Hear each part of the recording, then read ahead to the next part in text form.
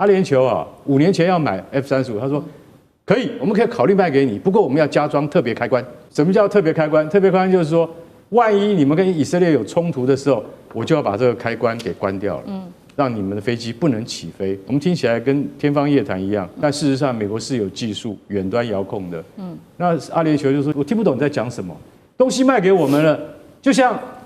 美国卖那个 AIM-120啊，先进中程空对空飞弹都放在琉球不给我们啊，等到我们真的台湾有事才要交给我们，那像话吗？所以阿联酋就拒绝了，说你不卖就算了，不要用这种莫名其妙的借口。中美之间在这个中东的霸权展开了新的一个战线。我们今天特别来关心的是，川普说要卖这个 F-35给沙国，但是呢，此刻五角大厦也特别叫他喊停哦。他说，中国你如果卖过去，中国可能就会偷了我们的技术。北京另外一方面则是同时扶植沙国跟伊朗在军事上面的发展，中美霸权在这个区域谁更胜一筹？今天都会一起的来做关心。我们赶快来看到，这是来自于最新消息，这是川普自己证实的，确实他现在有在考虑了全球最强的逆踪战机 F-35，他说他想要卖给沙烏地阿拉伯，而且川普还说了，他们想要买很多很多架。那么现在初估呢，美国可能出售给沙烏地阿拉伯 F-35达到48架，价值更是达到了数十亿美元。目前沙国本来就是美国最大的武器买家，如果现在大家做预估，沙国又能够拿下 F-35的话，恐怕改写整个中东在空战的一个情势。而目前 F-35其实只有在中东地区，美国只给了以色列而已哦。那五角大厦也做了一个示警，他们认为说沙国现在跟中国大陆的关系其实蛮好的。如果说你的 F-35真的卖给他的话，中国就可能得到美军的核心技术，也就是他们的 F-35技术会不会被大陆给窃夺走呢？美国要紧张的事情还有中国大陆近期在中东地区的军武上面的渗透，包括了跟沙国建立了这个导弹生产线，并且大陆愿意转移更远程的这个导弹上面技术支持沙国，并且也提供沙国在雷射防空系统天盾的一个武器系统哦。CNN 做爆料，不只是在布局沙国，大陆更是秘密的按住伊朗来做全面它的飞弹的重建，并且提升它的技术。美国的议员这时候也突然间呛瞎，他说大陆共产党从欧洲他们势力不断扩展到中东地区，持续助长威权扩张到另外一个重要领域的国家了。好，所以节目一开始我们来看到川普，他一方面想要拉拢沙国，透过 F-35卖给沙国来拉拢，并且一起联手牵制不管是伊朗或者是中国，但是又怕 F-35的技术被中国窃走。川普到底要怎么解决这个两难的问题？大使怎么看？我看川普是没有办法卖的，因为这个最主要，我认为反对的原因是以色列，是犹太力量。因为这个其实沙特是你要买什么武器他都卖，他跟美国一向是有买武器，有那个天花板的透明天花板，就是不卖。当年我们这个沙特跟我们关系很好，跟我们断交，那其中有一个原因就是说，中国大陆那时候说，我来提供你这个东风导弹系统，然后我把技术转移给你，因为什么？因为沙特跟美国买，美国就不卖。美国对于沙特这个你这么有钱的国家他是不卖给你的。大家都知道那时候不卖原因就是因为以色列，因为美国要让以色列周边所有国家没有攻击以色列的能力。那在军事上，以色列的军事力量是优于周边所有国家的。你不要说沙特拿不到，这个土耳其拿不到 F-35，土耳其还是北约国家。那土耳其拿不到，土耳其内部就有人说为什么？因为我们是回教国家。所以美国的武器第一个，你这个在中东地区的话，你这个武器绝对不能把先进武器，或者我给你武器超越或等同于我给以色列的武器，这是一个禁忌，不会给你的。第二个，美国武装这些回教国家都有上限的，这个有它的考量的。所以呢，我觉得就是说，他们讲说，是因为中国大陆要拿到 F-35的核心技术才不卖，我认为是借口。而且呢，中国大陆歼35、歼20比你的性能还好，有什么好偷的？我倒不觉得有什么好偷的。对你美国的空间站，他的人上去，机件故障9个月以后才下来，对不对？少女变成这个少妇了，对不对？那中国大陆人家9天就解决了，对不对？天宫站它的那个这个火箭，对，那个它那个接收，因为它的那个座舱被这个太空的流星雨还是什么打坏了，有一点点瑕疵，花了9天就解决了。所以现在歼35、歼20都是中国芯，中国芯的意思就是说，它连发动机都自己做的。那所以就变成就是说，我也不觉得中国大陆有什么一定要你歼35，你的涂料了不起吗？那你为什么要 F-35？对，所以我认为这个是一个不卖给沙烏地阿拉伯最大理由还是以色列。好，所以以色列一直都是美国的软肋，这样看起来，这个美国的武器要出口到中东还是有它的上限。那大陆会不会趁这个时候趁虚而入，用更大胆的军武合作，像是跟沙国啊、跟伊朗合作，来稳下在中东地区的霸权？干哥又怎么看？这个议题是假议题哈，也就是川普要卖48架 F-35给沙烏地阿拉伯，这完全是假议题。为什么？因为不会成功。再来，川普这一届做完了，还有没有下一届不知道。但是在这一届做完之前，沙烏地阿拉伯排队都排不到。也许他可以在台湾之前排队等到 F-35，最快的时间大约到2032年才拿得到。所以这是假议题，不要再纠结了。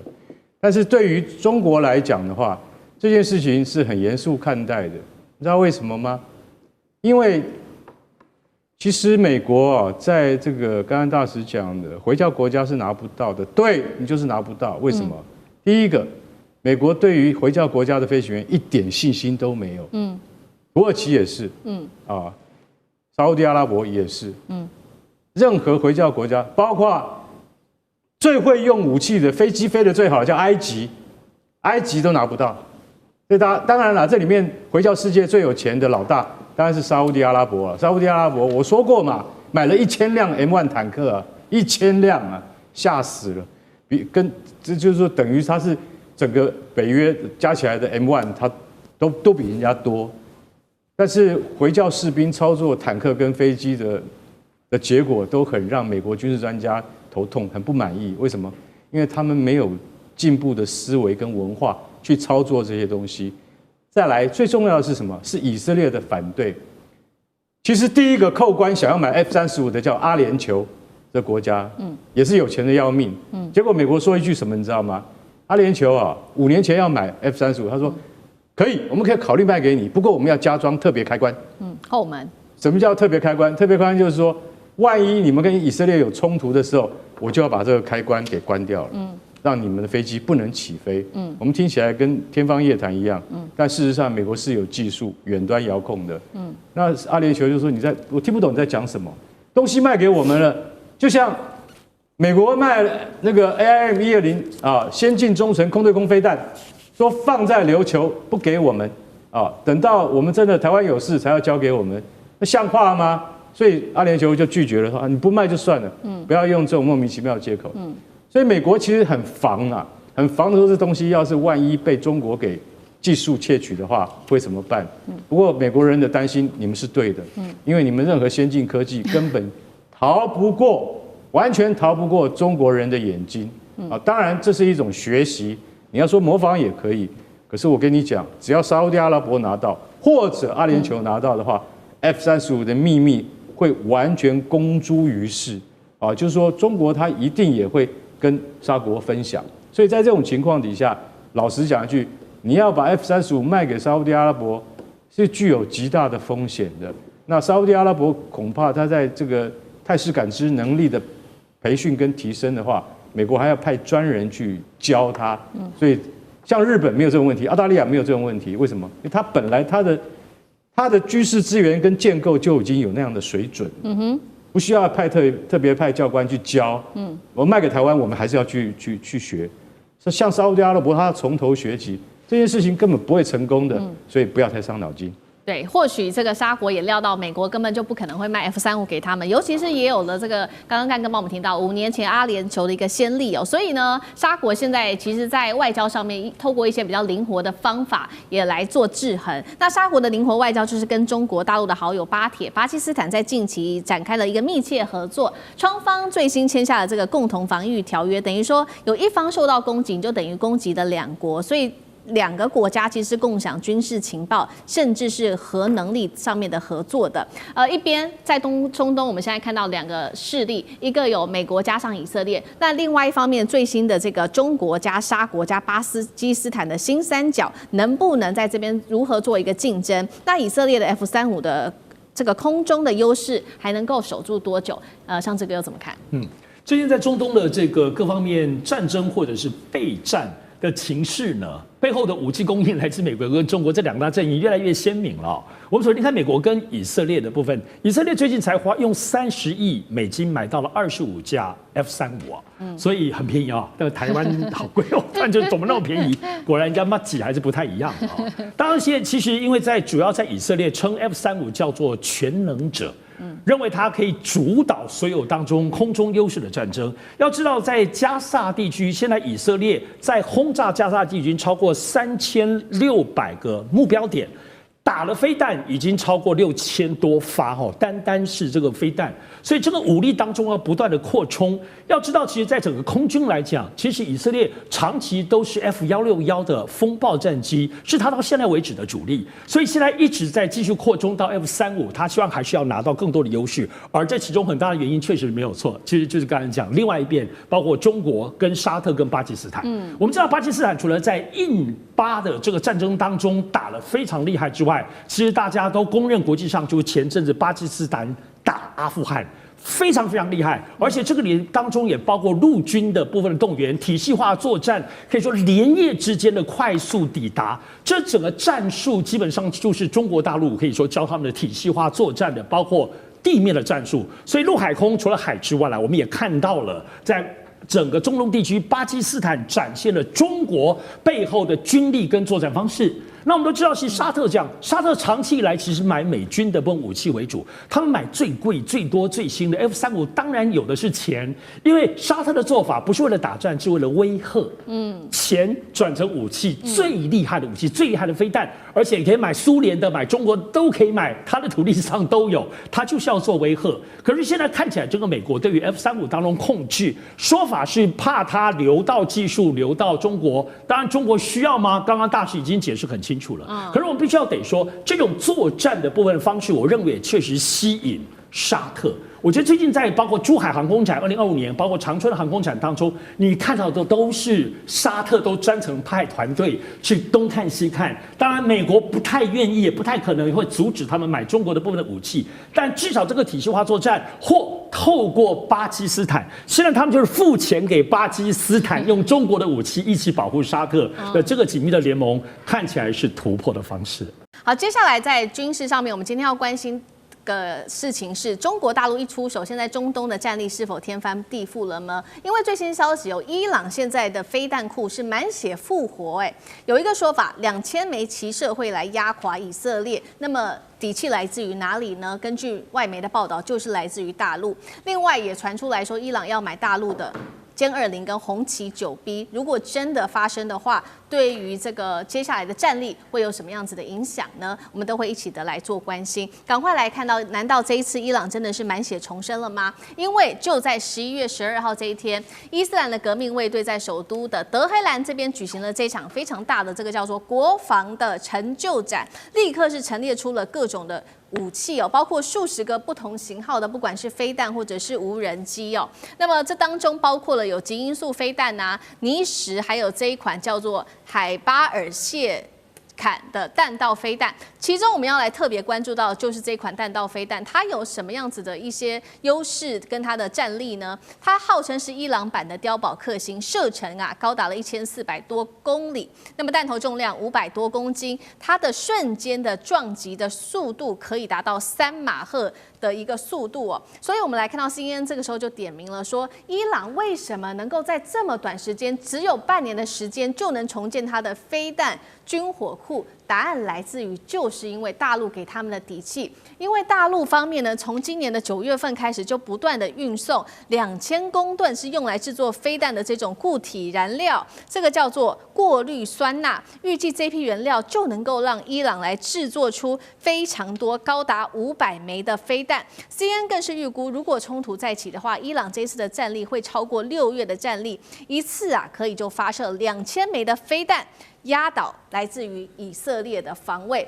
伊朗半年内又快速的复活，基因素飞弹再加上碉堡克星，以色列的噩梦来了吗？难道他的底气是真的来自于北京吗？张将军怎么看？我认为这个是现在伊朗要对以色列实施饱和攻击，那就要飞弹的数量要多才能够达到饱和攻击的效果。那现在按照伊朗的，因为美国对伊朗经济制裁40年，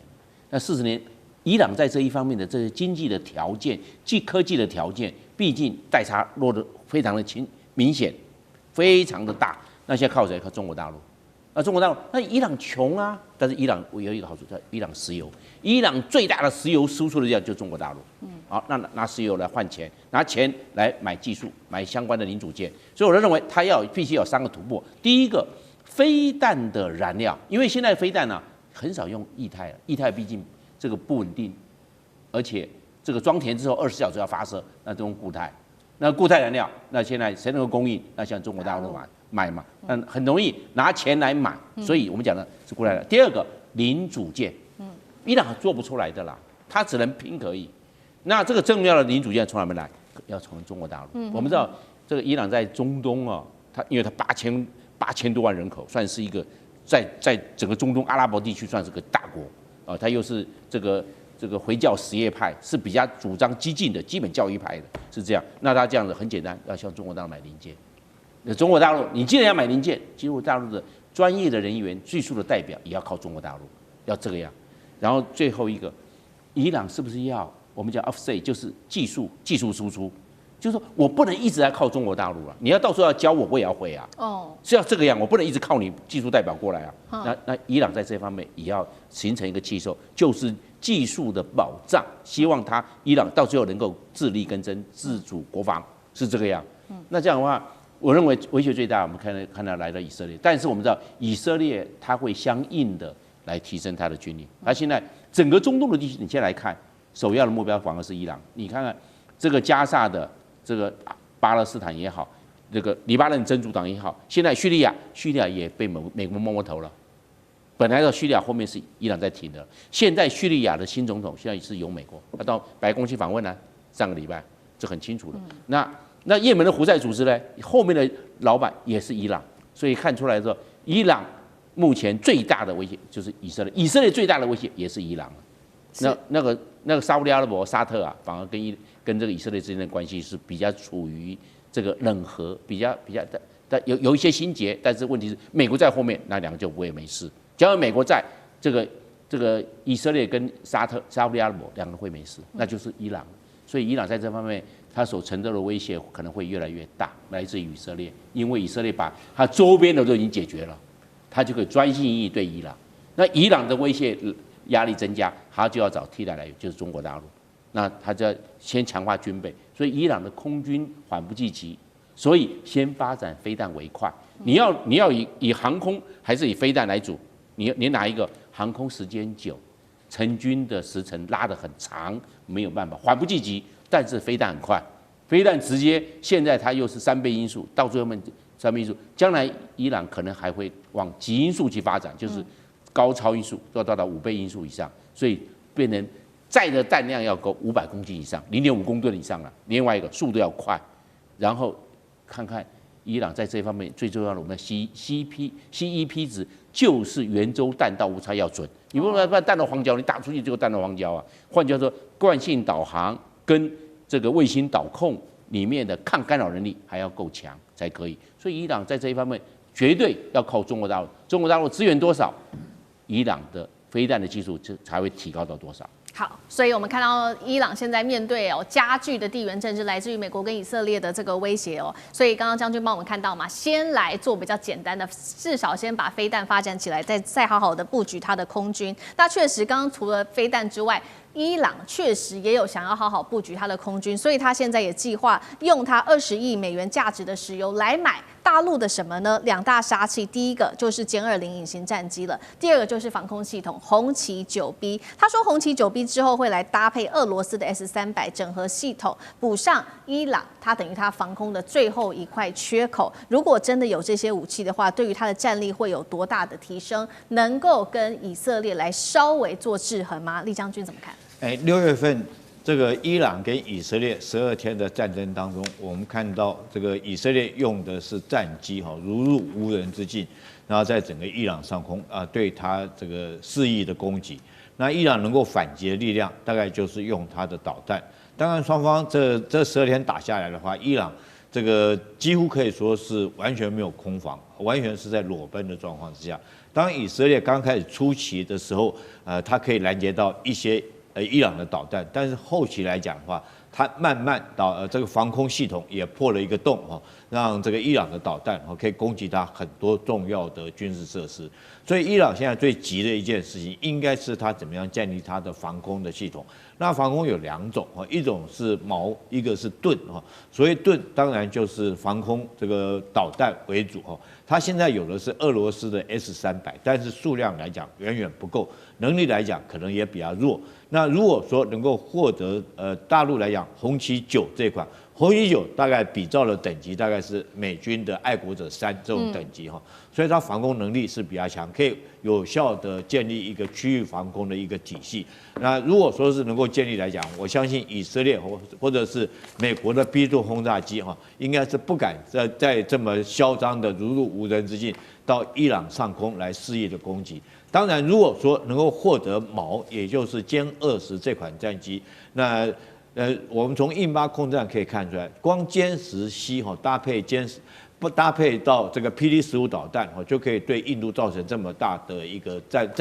战胜的一个战果那如果说是这个歼20来讲，它隐身战机，我相信它的效能一定比歼10C更要好。那这样的话，更可以有效这个遏止以色列或者是美国对它本土的打击。但是我们要有待观察，歼20这个，我相信中国来讲，不见得愿意会卖给伊朗。好，所以我们看到一方面美国也看在眼里面对于现在整个伊朗，然后有背后中国的撑腰，所以美国华府现在非常的焦虑了。赶快看到最新消息民主党的议员赶快联手，他们一起致信给国务卿卢比欧跟 CIA 说呢，大陆提供给伊朗这么多的化学品来帮助他的军备重建，这是对于大陆来说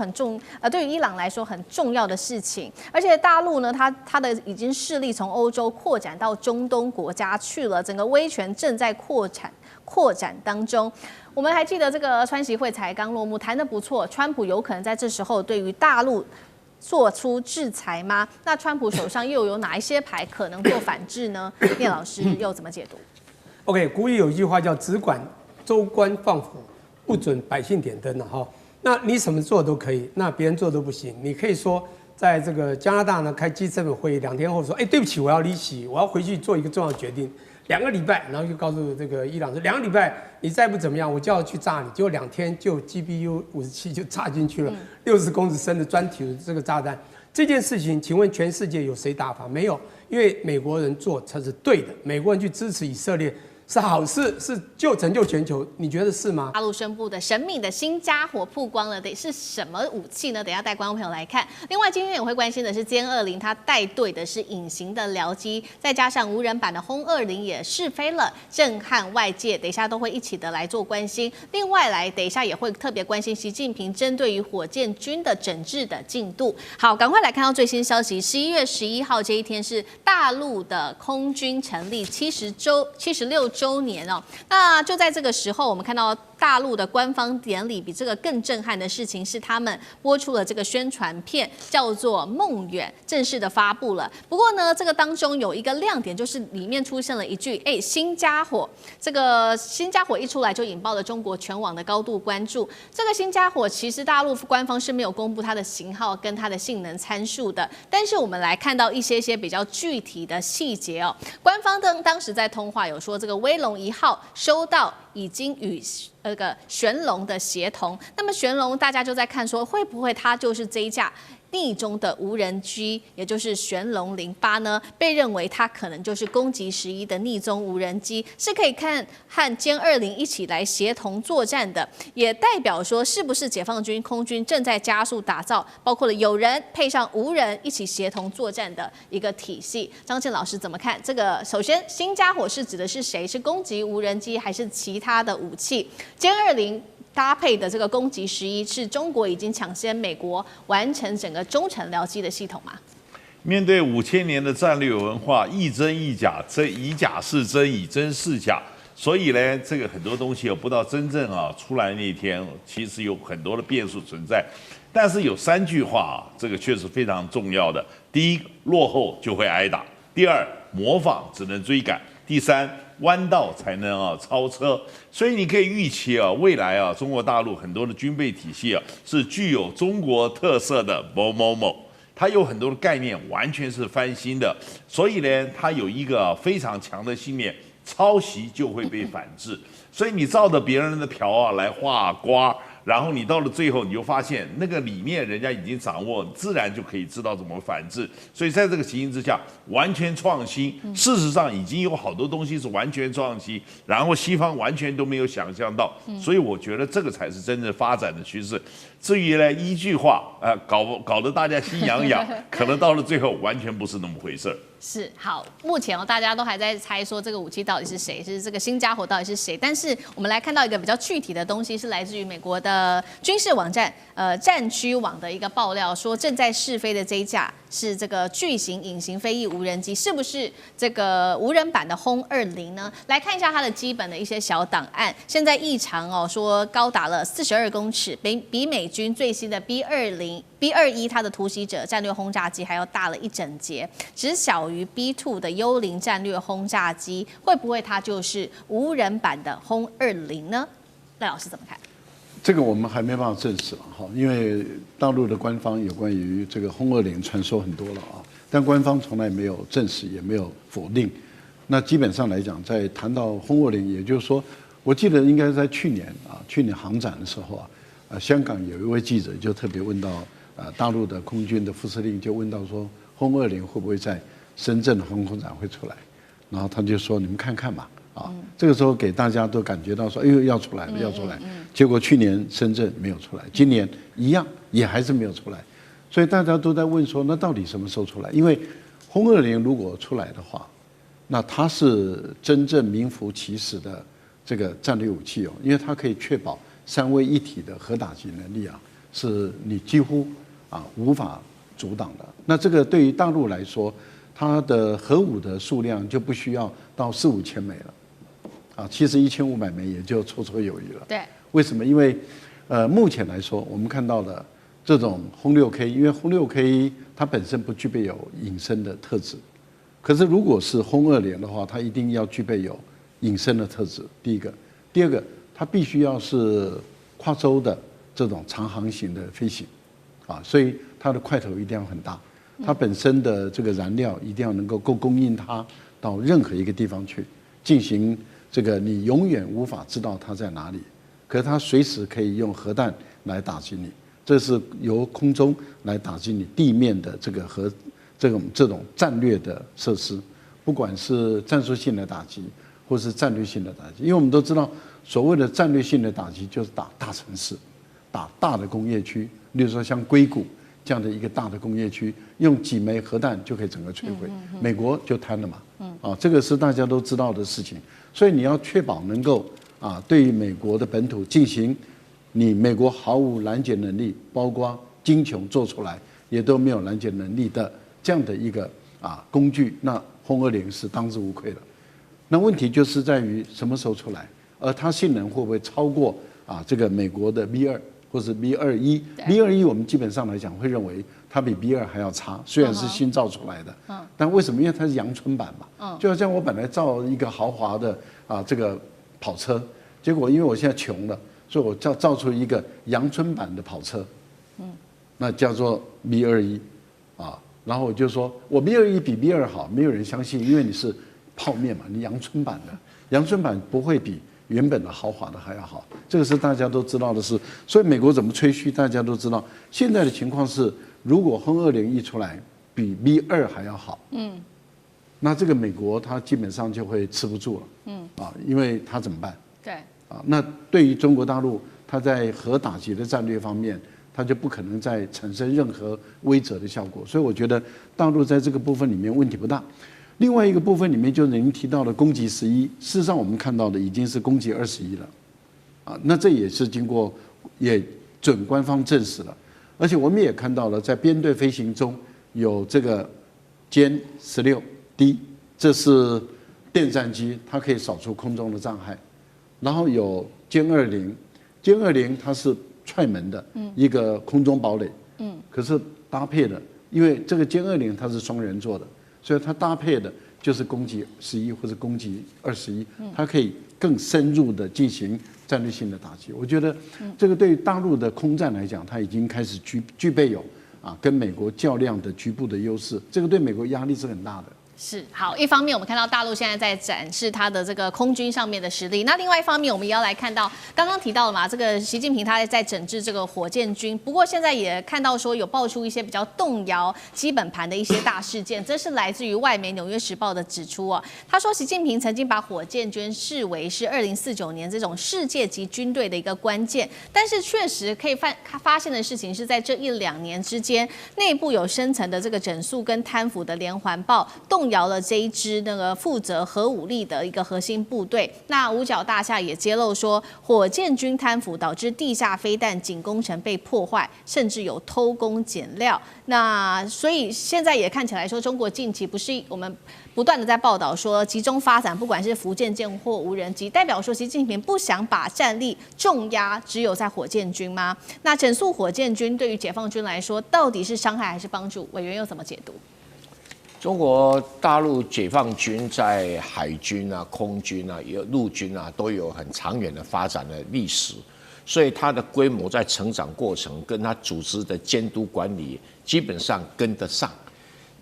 火箭军就不太一样，它有2炮部队所转型成功呢，就一开始预算突然间快速膨胀，任何一个团体都会有情形，就是你的组织、你的管理、你的监督系统根本就跟不上。那你一跟不上的话，有那么多的采购事项，那么多的工程事项，从火箭军的各种基地地窖啦等等啦还有采购啦，还有零组件啦，那个是一下子变得非常的庞大。一下子这么庞大的话，有一些这个监督单位对于他们所报上来的一些工程或者一些技术的需求，基本上不一定马上跟得上。通常这种监督人是要干过技术人再来做的，可是因为组织实在太快膨胀，就引起了一些上下其手的机会。这个上下其手的机会，对于北京的这个政治局来讲，他担心会不会北洋舰队重演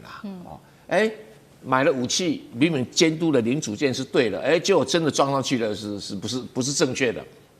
偷工减料然后这个一打开，这油料没有很充足，这种事情他们非常的担心。还有说你试射我就买了，就你试射资料到底是不是真的？所以一连串，所以说基本上北京的这个政治局还算英明还算英明，他不会被这些人给糊弄了，所以不断的派人去调查，就发现一拖拉库的一些贪腐问题。对习近平来讲他也只能什么？这个长痛不如短痛先处理了再说了，先处理了，那再从其他什么海军空军调人来管那看能不能一阶段一阶段让这个监督管理系统比较成熟一点。因为像大陆的海军空军他们采购什么东西，一些东西，它的管理制度已经很上轨道了。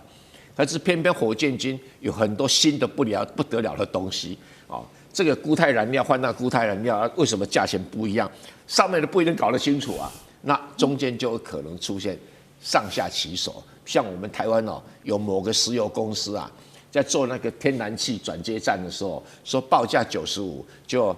公司觉得怎么那么少啊？你要报多一点，你就知道这问题都出来了哦。所以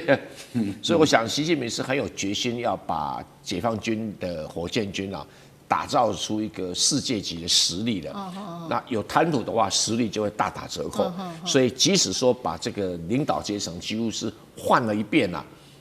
换了一遍，当然刚开始啊，指挥啊、经验啊各方面不足嘛。可是你不这样子的话，你快速膨胀的组织，你的管理、你的监督、你的控制系统根本就会跟不上。是福建舰成军了。我们今天要来关心到的是习近平也低调现身在南海，那么双航母列阵对决美军，再加上无人舰，开启了亚洲的海上霸权战。今天我们都会就军事消息来一起做关心。这是来自于大陆央视与中国军工的官方账号，在同日一起释出了福建舰海试的画面，还有庆典的照片，包括了可以看到习近平本人当日在三亚听取了这个海南自贸港的报告，也亲自出席了他的成军典礼。那么另外一头可以看到福建舰跟山东舰同时都停泊在三亚的军港，并且在舰上都挂满了他们的旗帜来举行入列的仪式。特别我们今天要来关心到在军事武器上面的亮点，福建舰最大的亮点就是它搭载了无人舰载机的攻击21，强化航母它拥有远程攻击的能力。如果来做相比，跟攻击11做相比，这来自于大公报的最新报道哦，说这个体型尺寸是大致相同的，但是攻击21可以进行的是它拥有可折叠机翼改型，还有升降副翼一分为2，能够更灵活的进行不管是俯仰控制或者是滚转的控制。好，节目一开始特别请教张将军怎么看了福建舰？我们刚刚说了，11月5号其实在南海就已经成军了，为什么新华社的报道到现在才曝光这么的低调？如果跟美军的航母做相比，福建舰它的舰载机优势刚刚提到了嘛，是无人机之外，会不会还有其他的亮点？张将军怎么看？我认为中国大陆对这个媒体上面的整个掌握，它比较细腻。他比如他强调的就是事后他没有在临场，因为毕竟总书记到场，毕竟在媒体上是要做管制的，不是在哪一家媒体就是一窝蜂，没有，他主动来统一中央厨房一起来做，做完之后分给大家，你们自己去分享，自己去采用，这样的话他是为了媒体的一致性跟它的安全性，所以应该来讲是比较谨慎。我们看那中国大陆去。这些神舟系列啊，对，这个飞船啊，就他们叫还有这个宇航员啊，在发射的时候，现场他不公告，返回的时候也不公告，等到他落完了，人接出来之后，让大家看，有没有到现场做采访？没有，那是事后做公告。原来中国大陆在这一方面的它的管制性跟它的整体性、它的安全性，它都有做综合的考量，所以我们在看到的这些相关的这些媒体的报道。都是感觉到出来，你好像找不出有一些蛛丝马迹的缺点。因为中国大陆在这边是媒体是非常的谨慎。我们先来看这个福建舰，是因为是第一艘的中压直流电的弹射，那这弹射是它的，因为美国就有福特号，它是中压交流电，所以这是全世界唯一的中压直流电。那中压直流电，它现在用的这个攻击21，攻击21是攻击11的改良型。你注意看外观上很像，它们两个相似度。那它就是为什么要特别强调这个无人机？将来无人机哦，这个做2件事，踹门的任务交给无人机。为什么？无人机它就是出任务去的啊，没有风险啊，没有人的风险，只有飞机的风险，没有人的风险。踹门的任务，高危险的任务交给攻击21。就是这个样的，所以中国大陆以后出来之后，先去踹门，踹门完毕之后啊，交给有人，你交给歼35也好，或者是歼15也好，看他今日任务的需求来搭配，所以一定是为什么是一定无人机先出发，有人机在后面再出去，所以中国大陆以后配套是这个样，为什么？节约人力，减少冒险，你这个是冒险，这个是有风险的，降低风险，让任务的成功率变高。所以以后这些，它将来的时候，这只是一个报道，将来会大量的在航母上用无人机。现在只是一个现在是这个一个我们讲到一个端倪刚开始，那将来会大量做使用，因为现在已经在做验证了，表示将来的作战序列上它所占的比重是增加的，而且它是折叠。为什么要折叠？折叠放得多，它以后不折叠数量有限，折叠之后几乎可以增加50%的这种我们讲载机量，那这样子对它的打击还有它的总体的战力是实质上是增强的。好，福建舰这个消息最新消息正式成军，那包括刚刚讲的武器也都正式的一口气摆出来了。尤其我们今天要看到是刚刚提到的这个，不管是福建舰跟山东舰，他们同时一起现身在这个三亚港，也代表说南海会接下来是中国大陆很重视，也就是海军决战的一个主场。那所以我们就来看到接下来在中美在南海的对决，尤其又加入了其他国家的角色，菲律宾或者是这个日本、澳洲等等。我们先来看菲律宾跟中国，就在同一周菲律宾的海防队的发言人跟中国的退役少将，这位是刘晓波，他们在马尼拉南海对话正面的展开一个对呛。我们看到刘晓波怎么说？他说呢，菲律宾你长期以来跟美日澳军演1年多，已经有达到了500场形同对中国就是一个战略的围堵。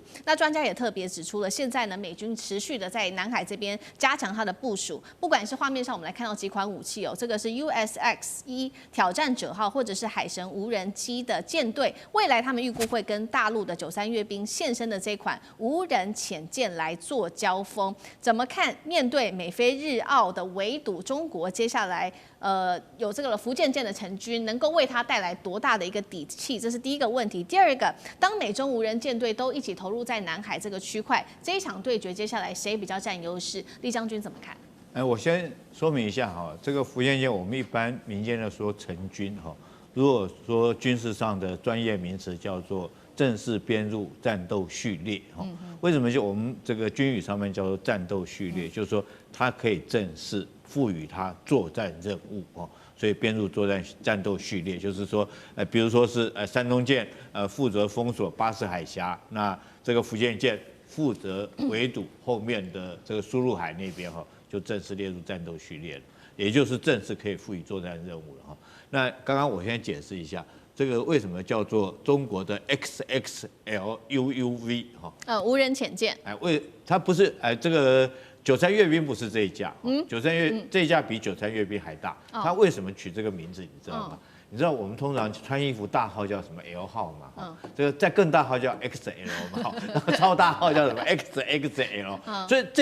这真的，我讲是真的不是开玩笑，这真的是这一艘无人潜舰让美军非常害怕。它大到什么程度？不是93阅兵那艘它这艘大到跟一艘有人潜舰这么大大概直径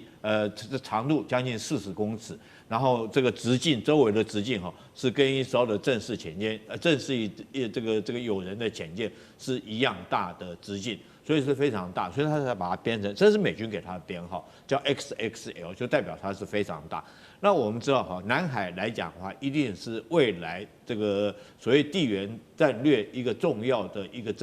博弈的一个要点，除了南海之外。除了这个台海之外，重点就是南海地区。那我们这次也看到，因应福建舰成军，美国尼米兹号一直在那边，虽然说摔了2架飞机掉到海里面去，但是他还是坚持不走。为什么坚持不走？就代表他在这边刷存在感因为福建舰成军，他如果离开的话，那是不是整个美军来讲就很明显的示弱？整个南海美军居然没有一艘航空母舰在这边镇守，那解放军有2艘航空母舰在这个地方，对于美军还有菲律宾这些国家来讲的话，那心理打击是很大的。所以虽然说尼米兹已经很丢脸了，可是就算在丢脸，他好歹还要在这边来刷存在感战。从这件事情我们就可以看出来，中美在南海博弈孰强孰弱就看得出来。但是尼米兹你迟早总是要回去的，之后还有没有替补的航母战斗群到南海地区来？我觉得要打上一个问号，因为你就可能会影响其他的地方的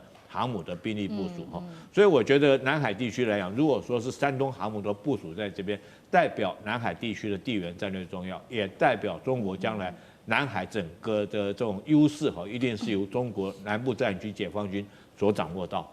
好，所以我们看到南海在地缘上，国际地缘的地位已经越来越重要，也成为这个中美现在可以看出来他们的武器一字排开在南海这边来做布置。那另外一方面，我们南海再往下走，我们要来看到的是《华尔街日报》揭露越南接下来会如何在中美之间来选边站呢？因为呢，越南最近5年有非常多的大动作，在南沙群岛这边疯狂的填海造岛，已经达到了21座，做了哪一些事情？我们看到它包括在这边修筑了军机跑道、人工岛，还有一些壕沟。总面积是8.9平方公里，是仅次于大陆的南海第2的造岛大国。但是奇怪的事情是，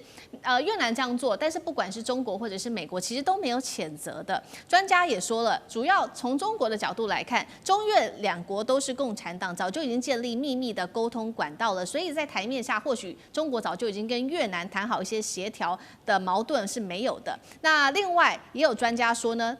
美国的角度来看，华府默许越南这么做，就是把越南当作是一个反中的堡垒。竹子外交的越南之后会怎么在美中之间选边站？它会不会成为中美竞争的最大受益者？杨老师都怎么看？在整个南海岛礁主要是集中在南沙群岛的部分。那越南大概总数将近有29个岛礁，它宣称拥有主权占领。那菲律宾呢，大概10个岛礁。中国大陆其实只有8个。那台湾呢，有1个太平岛。我们过去70年代的时候还有另外一个中业岛，但是后来很奇特的因素，结果被菲律宾给拿去。菲律宾在这个中业岛上面也开拓跑道，也可以停降一些军事用的运输机。那越南呢，其实老早过去几年，很多的消息，大陆这边的报道以及东南亚的一些新闻的报道，也都显现出来，他们在很多的岛礁上也在做军事化的设施。只不过是美国跟国际媒体似乎好像都视而不见，都只看到中国大陆在这边少数大概7个在做这个填海造陆的一些军事化的设施。其实越南所做的，在面积而言，在整个总数而言呢，不会比中国大陆少。你看，他说在21个岛礁上面进行大规模的填海，做军事化的设施、机场跑道，而中国大陆其实加起来也只不过就是7个而已。因此，这样子的一个差别的待遇，是因为大陆这边所做的军事化的设施比较更为完整、这个先进，还是说美国对于越南如刚才世民所讲的，是有别的想法吗？希望他能够牵制中国大陆吗？第一点，我觉得大家了解在南海行为准则的一个原则之下，其实各自国家所占领的岛礁，虽然各方都不承认，宣称所有拥有主权，可是对对方所占领岛礁都不会去主动的挑衅。跟那菲律宾不一样的，你看他在黄岩岛跟仁爱礁。那第二点就是在整个这个填海造陆，其实一个很重要的因素，不只是说是为军事，它是为能源，也是为了巩固在这个岛屿的占领跟主权的行为上面。那这个能源，尤其是在西沙群岛延伸下来到了南沙的部分的时候呢，其实这里面中越2国大概都有这方面的这个考虑。那尤其是他们在最近的一些调查的时候呢，发现到南沙群岛拥有很多的这种所谓的水冰，也就是甲烷冰，那这些都是叫做液化天然气的一种。因此，我是觉得美国这一次透过 CSIS 这个等于是跟国防部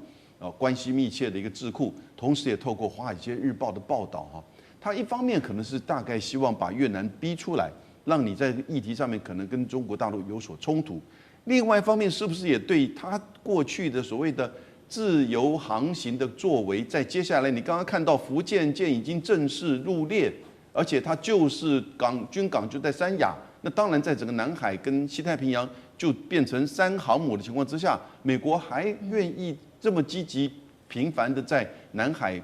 中国的诸岛去做所谓的自由航行的这种挑衅吗？他是不是也在准备一种下车的行为？我们就要看接下来他的这个动作了。这次的川习会呢，虽然这个习近平跟川普的谈判框架没有什么劲爆之举，但是呢，川普特地在见他之前在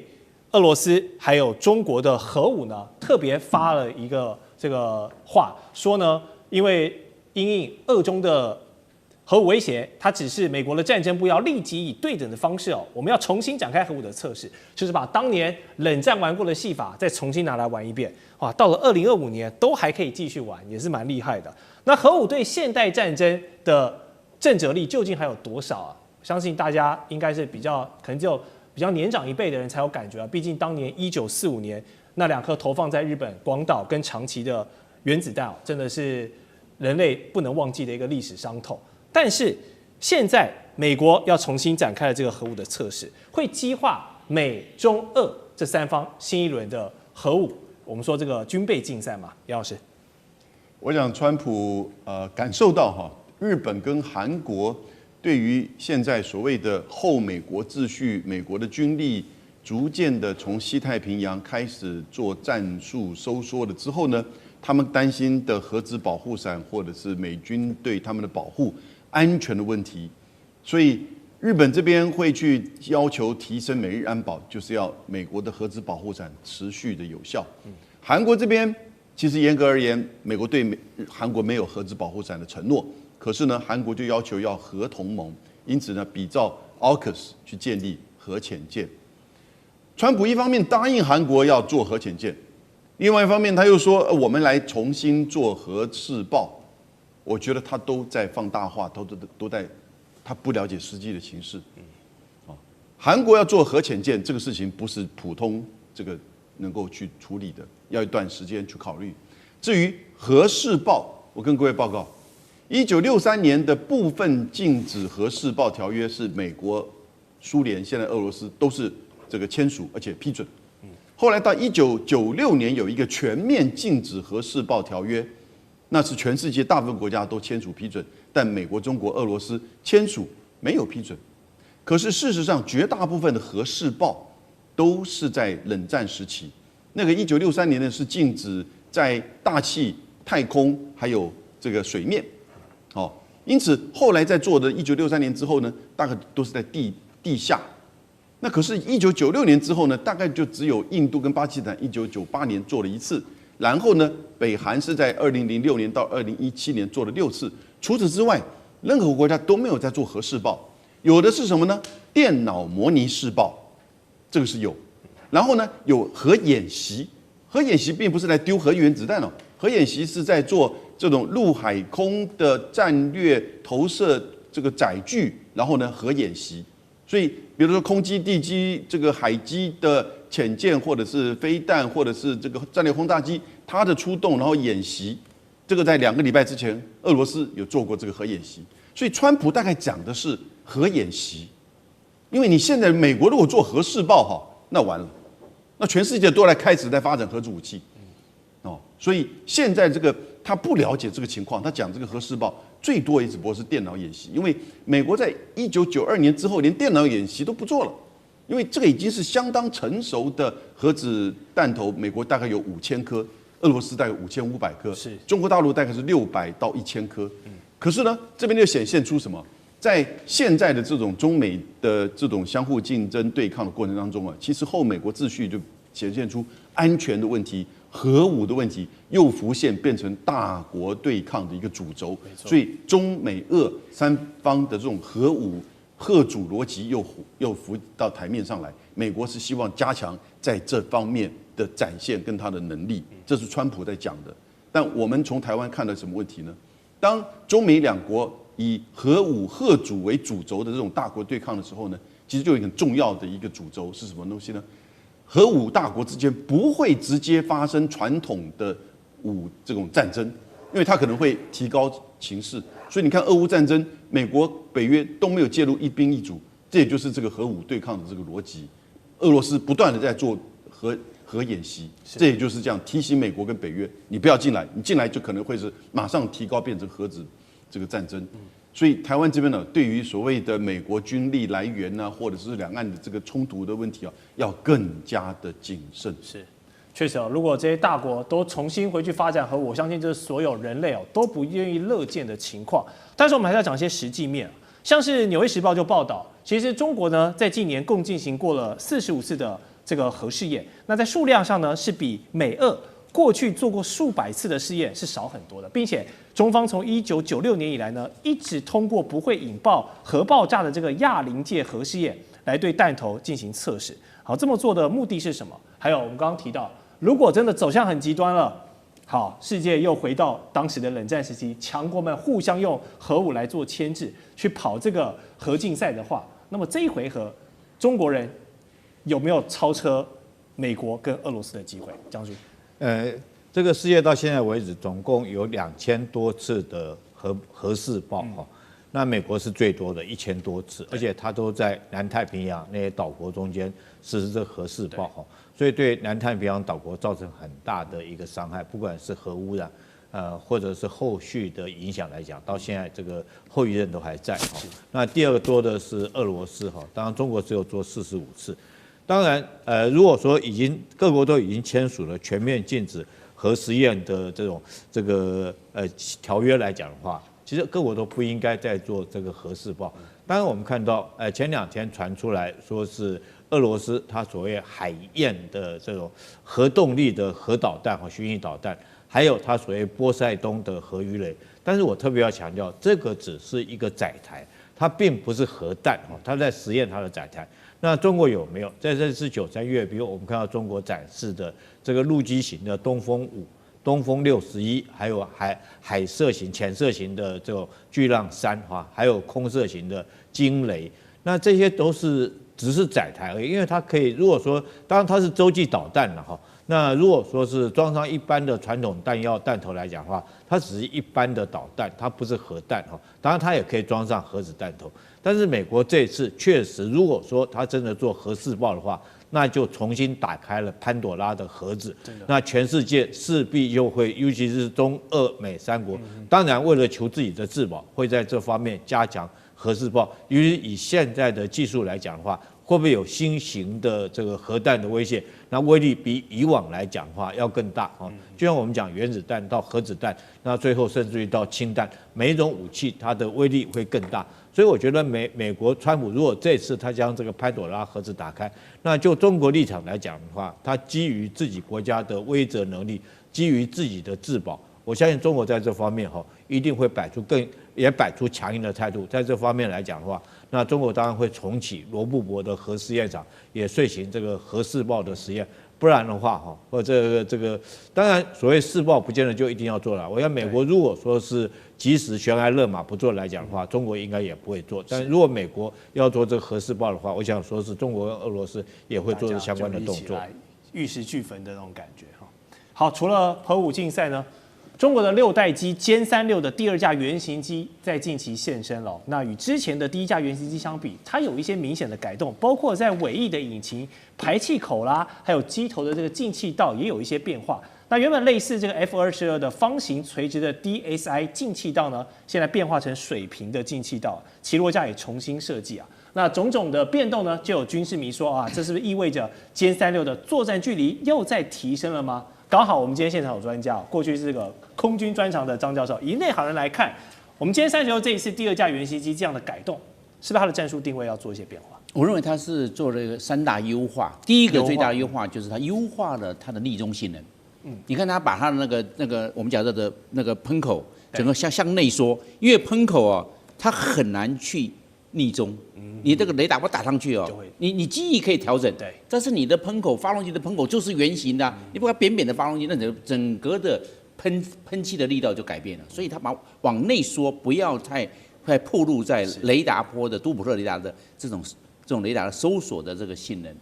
它是这样子的优化。第二个的优化，我们看到它的这个进气道由垂直化变成扁平化，也是在优化它的逆中性，是把逆中性优化。你垂直性，你这个雷达波打上去之后，经过反射回来也是大。你看它把它变成扁平化，整个的雷达的反射那就变小了。所以我认为它在优化它的这个逆中性。第二个，我认为它在优化它的流体力学。那流体力学，我们现在看它的起落架它的起落架本来是串联式，前面一个，你就要双轴。你这个起落架两个两轮胎，因为它是串联。你要收起来放下来是双轴，对，我现在把它变成并联，一个轴下去，2个轮胎，2个起落架，那当然了，右边的右起落架也是2个，一个串一个轴就可以了，把它举也收起来，放下来，哎，这是这嘛？这个就把它的重量跟重心优化了。是，不要做串联，因为串联的话，你是双，我们讲的双起落架，对，你把它变成单起落，但是一样是2个轮胎，我们把它并联化是最好，比串联来的好，因为串联那么长的轮胎放那边，你要收的话，好大的版面呢，是这个状况。另外一个我们强调的是，它把它的雷达搜索优化，它的要搜索你的雷达就要大。对，那它现在是有3个发动机，发电量够不够？够，那这样的雷达的 power 够强，雷达放大的，不要怕，我电力够，放大的，大的搜索远，不要空中预警机，免得被人家发现了。空中预警机没有逆中嘛。被人家发现空中预警就知道可能下面有附近的要出任务的这些做千级机，要受他指挥，不用我自己就可以。那这样是不是做一个我们讲的渗透轰炸、渗透攻击、逆中那个自己来自主的去发现目标？为什么？我雷达加大了，我的相位阵内雷达就可以自己单独来搜索目标、锁定目标、攻击空中的目标。所以3大优化：雷达优化、重心优化、流体力学优化，还有逆中优化。是。所以看来歼36又变得更强了。又变了，因为它现在还没有量产，等到要修改完毕之后再批量生产，因为这样的你免得一次改好多。我第2架的时候，整个修改之后验证成功之后，以后就按照第2架的模式，那第1架就不要了，因为第1架是做验证的，第2架是变成批量生产的原型机。好，不过相比这个歼36持续在优化，美国海军这边尼米兹号航母可能最近要拜拜因为诸事不顺。特别是在南海出任务的时候，半小时内就掉了2架飞机啊，这非同小可。一架是海鹰，一架是超级大黄蜂，但是万幸人员都救起来，没有闹出人命不然这美国大兵的家属都跟你没完了。好，那这个川普总统说出事的原因呢，可能跟这个劣质的燃料有关。虽然我们还要等待最终的这些完整的调查报告跟检讨出来，才有一个比较公断的判断，但从侧面观察。你这个劣质燃油就是整个供应链、军工补给的供应链可能出了问题了，是不是？尼米兹上面的官兵螺丝都松掉了，上这个。哇，这个尼米兹号的这个出包，为什么不是这个五角大厦？他直接川普来说，可能是燃料问题，也不能小看因为这确实还是匪夷所思。在30分钟、半个小时内连续2个，而且是不同的军机坠毁。这个我想，其实包括张仁，就这个我们其实任何可能过去军事史上或在航空母舰上有没有发生这个事情，除了在打仗之外，是难以想象的。不过我们都知道，其实尼米兹号其实过为一个已经非常服役非常老的这个航空母舰，而且在此之前，它已经到红海出任务，已经算是超长出任务。它接下来本来就是要做一个很长时间的部分的维修。都知道航空母舰的部分生态的复杂，常人难以想象的。我经常说，我们就把台积电加长庚医院加起来，你在里头穿梭，正常人有办法吗？